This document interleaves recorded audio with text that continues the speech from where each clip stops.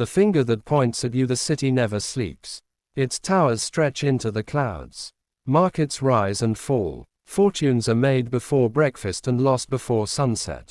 Every street whispers the same message: run faster, earn more, become greater than everyone else. But in the middle of Wall Street stands a silent figure. He does not chase. He does not compete. He simply points. Most people believe he is pointing at the crowd. They are wrong. He is pointing at you. Behind him rises an even greater guardian, ancient and unshaken. His finger also points, not to accuse, but to awaken. It is as if every Stoic philosopher who ever lived has gathered into one voice, saying, the greatest battle is not against the world. It is against yourself. A young trader once passed the statue every morning. He dreamed of becoming rich. Every rise in the stock market filled him with pride. Every loss filled him with despair. His emotions rose and fell like the numbers flashing across giant screens. One stormy evening he stood before the statue and shouted, "Why does life keep testing me?" The stone figure remained silent. The young man looked closer and finally understood. The finger was not pointing at the market. It was pointing at his own heart. That night, he realized something Marcus Aurelius understood nearly 2,000 years ago. You cannot command the market, but you can command your character. From that day forward, he measured success differently. Not by money, not by applause, but by patience, by honesty, by courage. Years later, when another financial crisis shook the city, thousands panicked.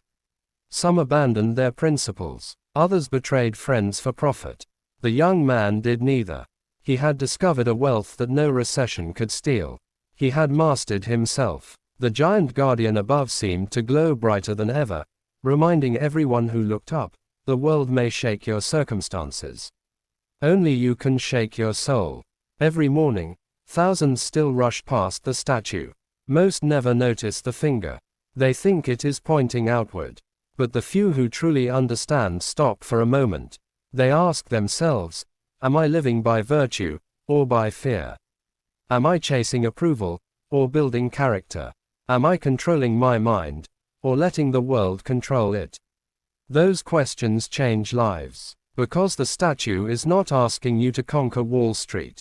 It is asking you to conquer anger before it becomes hatred. To conquer fear before it becomes surrender. To conquer pride before it becomes destruction. Empires have fallen. Kings have disappeared. Fortunes have vanished overnight. But the person who rules their own thoughts remains unconquered. That is why the ancient guardian stands above the modern city. He reminds us that civilizations change, technology changes, money changes, but virtue never changes. The light shining between the two figures is not the light of power. It is the light of wisdom passed from one generation to the next. It says, discipline is greater than desire. Character is greater than reputation. Peace is greater than victory.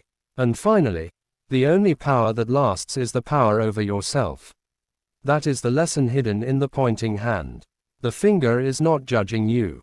It is inviting you to become the strongest person you can ever be, not by defeating others, but by mastering the one person you will live with for the rest of your life, yourself. If this story resonated with you, don't forget to hit that subscribe button and join us on this journey. Stay with us for more timeless wisdom, and remember, virtue, wisdom, unmoved. See you in the next story.